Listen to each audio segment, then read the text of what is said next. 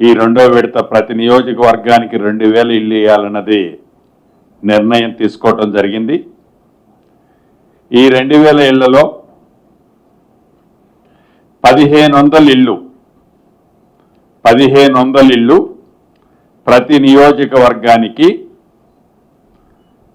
గతంలో ఇచ్చినట్లనే 5 లక్షల రూపాయలు వారు కట్టిన ఇంటి లెవెల్ను బట్టి రూల్స్ అండ్ రెగ్యులేషన్స్ అన్నీ కూడా పాతయ్యే ఉంటాయి. 15,000 ఇళ్ళు ప్రతి నియోజకవర్గానికి ఇస్తూ మిగిలిన 500 ఇళ్ళు ఏవైతే ఉన్నాయో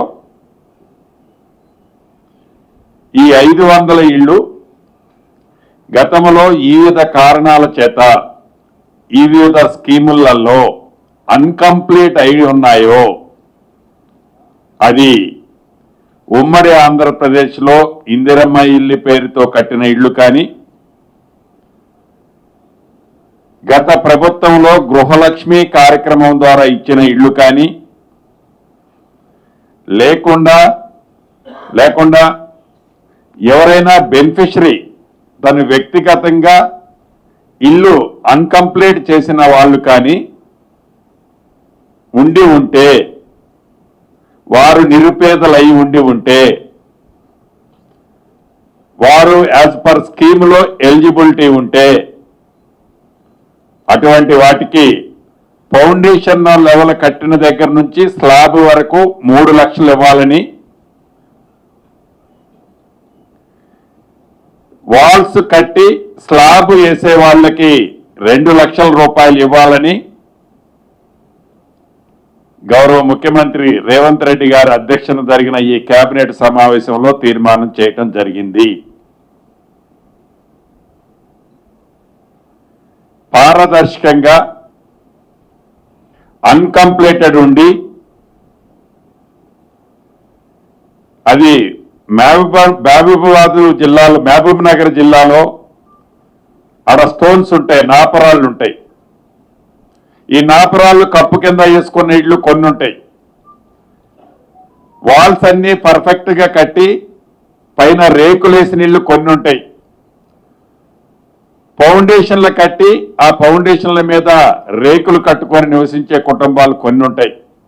నేను కూడా ప్రత్యక్షంగా గిరిజన ప్రాంతాలు భద్రాచలం, పెనుపాక ఆ ప్రాంతాలు తిరిగినప్పుడు స్వయంగా చూశాను. ఆనాడు దివంగత నేత రాజశేఖర రెడ్డి గారు ముఖ్యమంత్రిగా ఉన్న టైంలో ఇచ్చిన ఇందిరమ్మ ఇళ్లలో అన్కంప్లీటెడ్ ఉండి తాండూరు ప్రాంతంలో కూడా చూశాను. తాండూరులో అన్కంప్లీటెడ్గా ఉండి కిటికీలో పైన టార్పల్ కప్పుకొని ఉన్నారు. అది ఆ స్కీమ్లో ఫిట్ అవట్లా, ఈ స్కీమ్లో ఫిట్ అవట్లా, ఇబ్బంది పడుతున్నారు. అటువంటి వాటిని ఈ 2వ విడతలో ప్రయారిటీ ఇచ్చాం. అదే రకంగా 3వ విడతలో ఇవ్వబోయే దాంట్లో ప్రయారిటీ ఇస్తాం. 4వ విడతలో కూడా ప్రయారిటీ ఇచ్చి వాటిని కూడా కంప్లీట్ చేయాలన్నది నిర్ణయం తీసుకోవడం జరిగింది. అదే రకంగా ఆనాడు ఇందిరమ్మ ఇళ్ళు ఇచ్చిన వాళ్ళు ఉంటే డిస్క్వాలిఫై అని ఇప్పటి వరకు ఫస్ట్ విడతలో చెప్పాం.